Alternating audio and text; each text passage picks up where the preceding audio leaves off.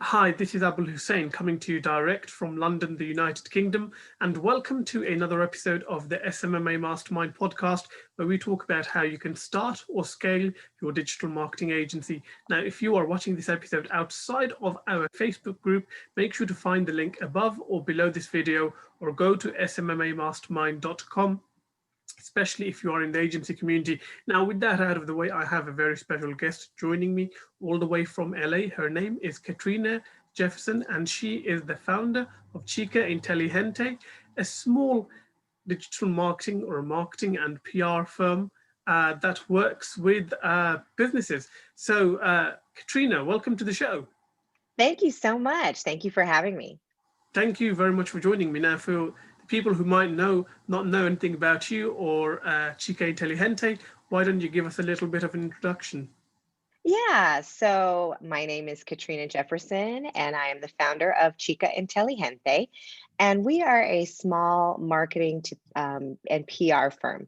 So in my career, I've worked with tons of brands, beginning with startups, and that ranges from, tech, mixed reality, currently gaming, beauty and fashion. So I've had the opportunity, I call it opportunity because every project I've hit, I've loved um, to embark on these journeys with these different companies and do different marketing and PR initiatives for them.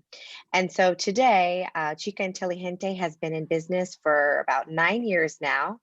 And, we are, I work with different contractors, but we're still a very small company, and we continue to thrive doing PR initiatives. Now, of course, it's a lot of social media marketing, paid advertising, and other different marketing projects that involve whether, currently virtual events or on-site installations, which is a lot of what we did in the past. Right. And in terms of your core services, is that more around PR or are you doing kind of social media management? What do most of your clients want from you? Most of our clients start with social media, some type of social media activation, whether it's paid advertising, figuring out how to run their organic channels, starting a new channel, or figuring out a distribution that involves PR and social media. So that's the primary. And then I would say the secondary would be then events and PR. So that could be an on-site installation for a red carpet event. Currently, it's been managing and running virtual events, gifting to clients via these events, or any type of traditional public relations, which would be placements in digital or print. Mhm. And do you work in any particular niches or with any particular industries? Yeah, so that's a great question. So I feel like tech has kind of followed me here, starting in tech, it's just I always tend to get back to that. So I would say technology is primary. Beauty and fashion would probably be second, and then I would say entertainment, especially with gaming on the horizon. I work with a gaming collective called Sugar Gamers, and so that's another one of our big projects as well. Oh, right. Is that something to do with esports or are we talking like Twitch or uh, Yeah. right? No, that's a great question. So Gamers is a community. It's a diverse group of gaming enthusiasts. And what we support are initiatives that support brands to infiltrate diversity and inclusion through gaming. So that could be an esports installation. We well, in last February, we did an Adidas event where we were in Chicago, and during All-Star Weekend, we activated not only with celebrities and basketball players, but we also got a group of kids together and were able to show them different types of technology through gaming. So not just the NBA 2K, but also like a CGI platform. We also, different things that relate to the industry, and we were able to talk to them about it and talk to them about careers through that. Mhm. And in terms of kind of your client base, are you still working with large corporate firms or is it more kind of local state level firms? What does your client mix look like? Yeah, so the client mix, it really ranges. It can go from startup, which I've had the last, let's see, three clients I've had have been startups. or it could be big brands. I mean, I've worked like even as recently as within the last couple of years, I worked with Red Bull Music and Red Bull Media. So it does range. There's an ebb and flow, but I'd say with the current climate happening now, it's been more small to medium businesses, and the bigger businesses are looking more for some type of micro influencer engagement, just with the current climate of the world right now. Hmm. And in terms of, I suppose, working with the bigger and the smaller businesses, how do their expectations vary in terms of what they expect you to deliver?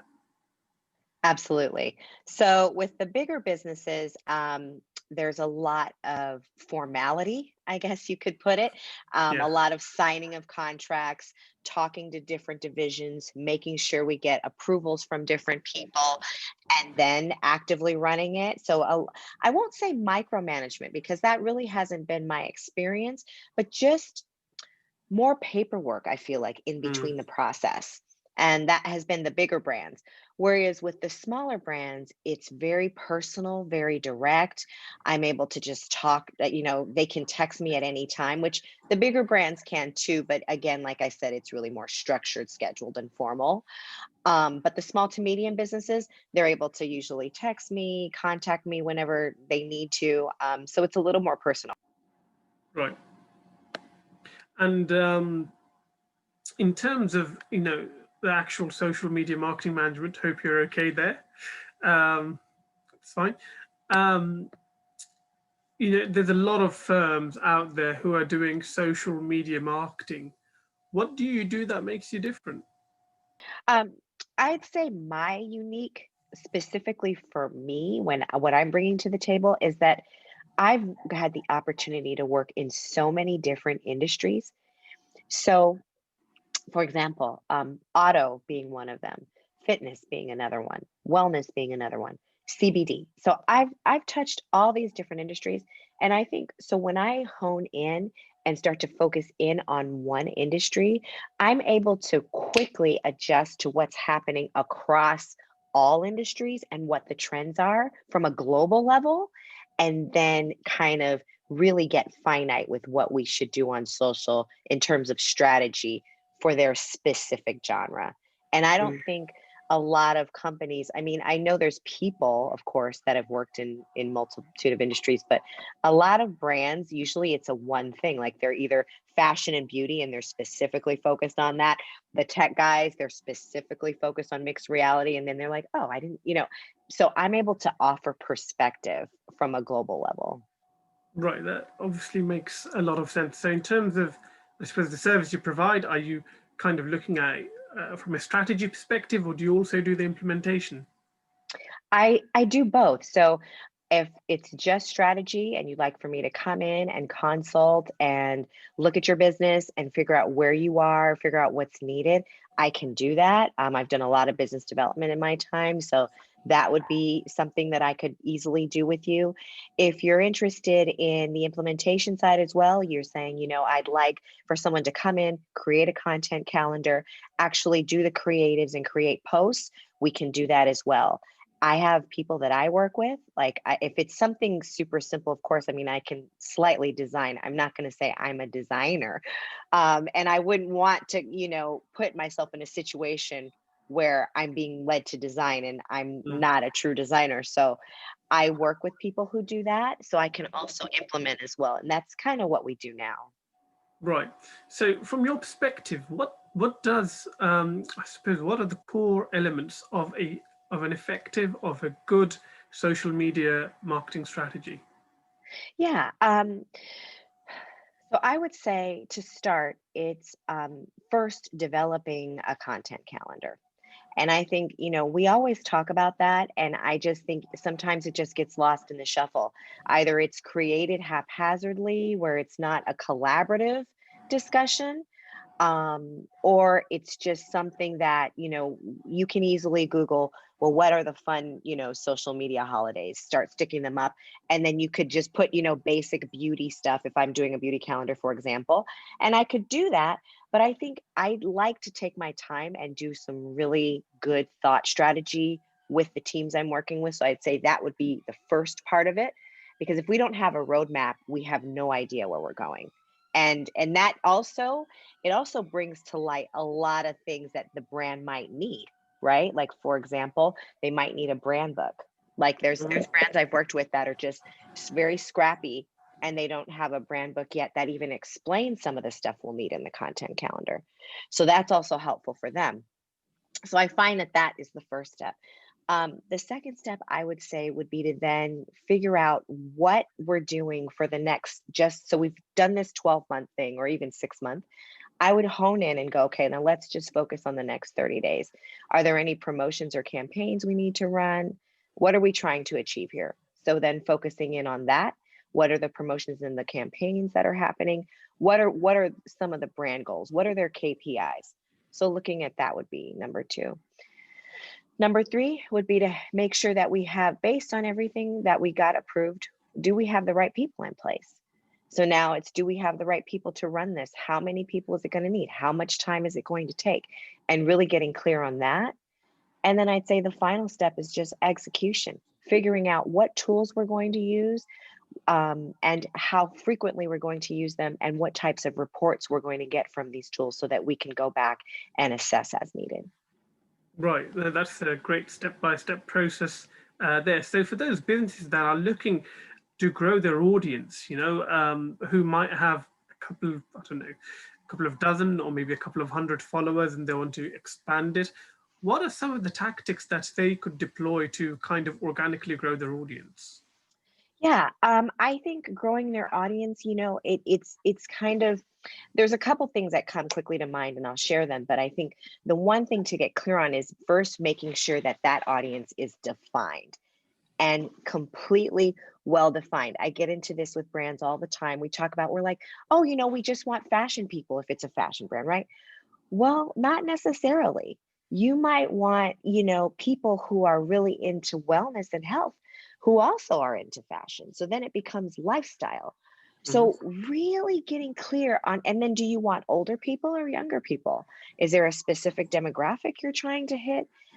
So I think really first defining that is so super important. That step cannot be skipped, and it has to be clear, and everyone has to be clear on who this ideal client is from top to bottom. I think that's the first thing.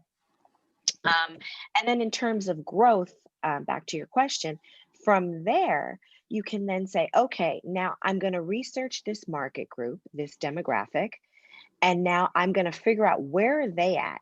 So if my brand is on Instagram and most of the followers that I'm trying to target are Gen Z, they might be on Twitch, right? They're going Mm. to be on Discord. They're going to be on TikTok. Most likely Instagram, it's a hit or miss with them. But those Mhm. other three that I just mentioned, they're definitely there. So it's really getting, that's why I said that first step of knowing this ideal client, that's getting clear there. And then the growth strategies will come with figuring out by demographic which platform. And then also, let's not rule out email marketing, right? Email marketing is so huge for growth. And I see it, it's currently being utilized more, I think, because we're in a Yeah. pandemic. So I'm getting all these emails now from all these people, which I think is great. Because I mean, it's true. Like people are looking at their inboxes more. People are filtering things. People are concerned with what you have to say. So email, I think you should never rule out, even if you're starting your list small. I think just really focusing and honing in on growing that list is important. And some strategies to do that, well, you can first start to do more content pieces so that you have more to say, and then you can email that information out and share that on social. So I think that's one way to build it out. Another thing you can do are things like you and I are doing, like interviews could be one thing. I know IGTV works really well. That could be another thing. Going live on Facebook works really well. Those are obviously some things that, live streaming are some great things to grow your list. So it really just depends, like I said, on what your demographic is. And then I could say, okay, you're more on Pinterest, so this is what you should do to grow your list. But those are some basic key elements, I think. Yeah, no, those are great kind of ideas as well that you have thrown out there, which are very practical. So, kind of looking at your agency, because a lot of people who, I mean, watch this show, they are a freelancer or they're a small agency owner, and they're kind of, looking to grow their agency. So they like wisdom shared by other kind of agency owners. How do you currently pick up your clients? I have been blessed to have word of mouth. That has been like a saving grace. Recently, I had, um, and it was just because I'm also, oh, actually, let me back up. If we start with LinkedIn, it's making sure you're taking your network and your connections and you're actually connecting with them. So many, I have over 2,000 people that I'm talking to, right, on LinkedIn. So if I know that, I'm going to start to go look at that Rolodex and start to figure out, okay, who haven't I reached out to in a long time? Maybe I should just quick email, hey, what are you up to? Or hey, congrats, I saw you got a new promotion. Great. It doesn't, and it needs to be authentic. It doesn't have to be this, fake, um, disingenuous kind of outreach. It could be something really simple. And that's why it shouldn't be forced. It should be like, okay, I see people, okay, I'm really interested in what this person is having to do. Or, hey, I'm working with this product. This client might need this product. Let me just reach out and see if they need it. Very simple. Take your network and just start talking. I mean, Mm. that's at minimum, you have got to do that. One example that I was going to give before I went into that was, just to show you how this works. So I've had two of my first bosses. Now, this is back, okay? Two of my first bosses have kept in touch with me, LinkedIn and Facebook, one on LinkedIn more, one on Facebook more. Um, and this was in technology. So one of my first bosses actually reached out to me a couple times. And this is like over 15 years ago, right? Wow. Reached out to me recently a couple of times, and I've ended up working with this person. Another person who was my actual first boss, who I love to this day. She's a great mentor. Her name is Karen. She's actually from the UK. She was like, Katrina, I'm running this product. I love what you're doing. I see what you're doing. So I'm saying all this to say, people are watching what you're putting out there. So even if you don't have the time to kind of go on LinkedIn and go through, at least put out some content that's really, really helpful for people and really genuine to whatever your craft is and whatever your brand is, because people are watching you. You might not get all the likes, but I'm telling you, you're getting those views. Mm. No, that's a very important tip that you've given there, because often we put out content and we're like, well, you know what, we've only got like 2 likes or we've had one comment. But as you say, a lot of people like to lurk. People are seeing what you're putting out. No, Definitely. They're definitely absolutely. looking, and they're not, even one, I think, in an Instagram story, I said, can you like my stuff? Like, because people are, I saw the views and I was like, this is ridiculous. Like, seriously, 3 likes and I'm getting like 100 views. Can you just please, So yeah, sometimes it's just making the ask too. No, that makes sense. Now, obviously, you mentioned that you are in a very fortunate position to be getting kind of word of mouth, getting referrals. Before you got to the stage of referrals, I mean, did you have to do any kind of cold Yes. pitching, cold calling, cold outreach? Definitely. I can tell you exactly what I did. So I definitely had to do outreach. The outreach first started with my network, which is why I keep stressing, use your network. You can start with 1 or 2 people. Just start, right? Use your network. And what did I send to them? I would send them a capabilities kit, right? At the time, that's what it was. It was capabilities. What was I capable of doing? And now it's my pitch deck. So now I have this portfolio of clients that I've worked with and showcasing what I've done with them in a very simple format. And just, I mean, I've cold reached out to brands. That's how I landed Keurig, the coffee company that has teas, coffees. So I reached out to them cold and was like, hey, I saw your truck. And I looked on LinkedIn. I found the marketing person for events, reached out and said, hey, I saw your truck. I thought it was great. I'd love to bring you guys on an event. Would it be possible to talk about doing some installation? She reached back out to me right away. I landed the contract.